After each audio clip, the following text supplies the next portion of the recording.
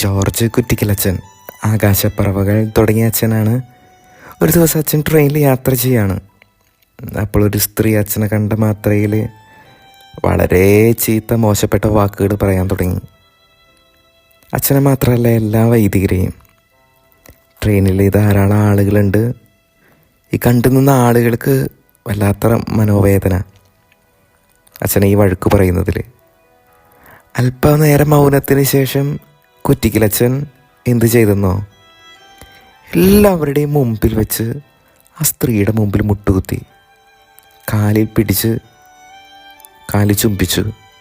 മോളെ, ഏതെങ്കിലും വൈദികരോ ഞാനോ നിന്നെ ഏതെങ്കിലും വിധത്തിൽ മുറിപ്പെടുത്തിയിട്ടുണ്ടെങ്കിൽ മാപ്പ്. അച്ഛൻ കരഞ്ഞു. അച്ഛൻ മാത്രമല്ല, കണ്ടു നിന്നവരുടെ കണ്ണു നിറഞ്ഞു.